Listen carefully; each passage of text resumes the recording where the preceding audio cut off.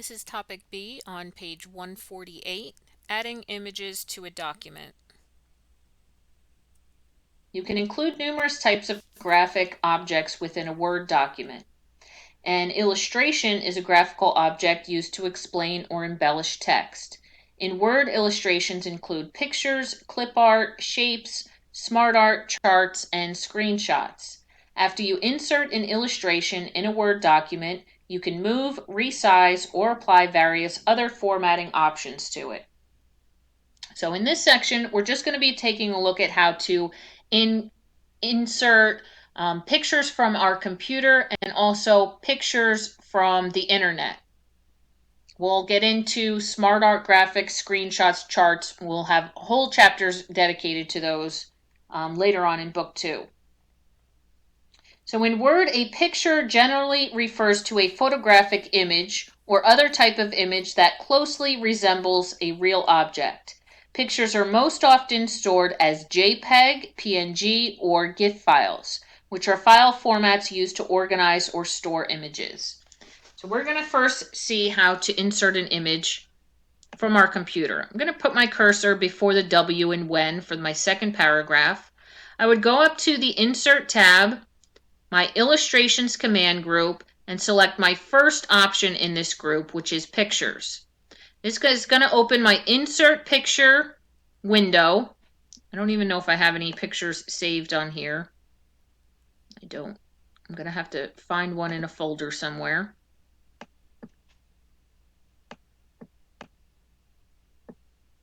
You would navigate to wherever your pictures are saved. Let's see.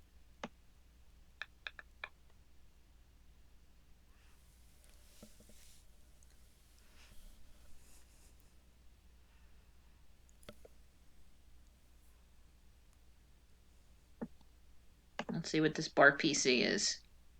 This looks like it's an image. We'll go and insert that. Ah, look at that. Picture of our school. Perfect. So I navigated to where the image was saved, and then you just select it and click your insert button, and you can see right now it's on the same line as my first sentence in that second paragraph where my cursor was. Now, when you have your image selected, you can see I have these little circles on each corner of my picture. I have them on the top and bottom, and the left and right as well. These are my resizing handles. If I want to make this image smaller, I always suggest you use your corner resizing handles, and I'll show you why. When I use one of the corners, I'll use my top right and bring this down to make it smaller. The image is still proportionate. So the height and width stay in proportion for the image. It's not distorted. If I was to use my right handle to the side here and just bring it over, you can see when I drag it, it's going to get squished. Same as if I use the top or bottom. It's going to squish the other way. So it becomes distorted. So I always suggest, again, use one of your corner ones. That'll keep the height and width in proportion for your picture. Now, when I have my image selected as well, you can see it activates a contextual tab. Picture Tools Format Contextual tab. We'll get into all of these options as we go along, but just to take a look, we have our Adjust group. We're going to be able to remove backgrounds, do color corrections, add artistic effects to our picture. We're going to have picture styles. You can add frames. Look at that. Gives your document a little more life. You can add a picture border, add different effects. We'll get into all of this. We have our Arrange group where we can position the picture on our document. You can see I can put this in the top left, top center, top right. This will bring it down to the middle left, middle center, middle right, and then I can also put it at the bottom left, bottom center, bottom right. So that'll position my picture within my document. You also have the option of wrapping text, and these wrap text options in my drop down are the same options There's a little button in the top right-hand corner, my layout options, same options. So right now we know that my picture is in line with my text. It's on the same line. Now your other text wrapping options you have are square. Let me click to select this. You can see square, my text will wrap around the image. I also have tight. It brings it a little closer. Through, we'll get into through. That's another conversation on its own, but we'll get into that when we do more in text wrapping. We have top and bottom, where the text is only going to be above and below our image. You can see it's no longer on the same line. We have behind text, so the image appears behind the text. The text is typed over the picture as well. Or we have in front of text. Now, why someone would want to use that, I don't know, because you can't read the text that's behind the picture, but you never know. Different decorative purposes could use that option. But all of those are your wrap text options. These are also available, again, on this button, this drop down on your Format Tools, your Picture Tools Format Contextual tab.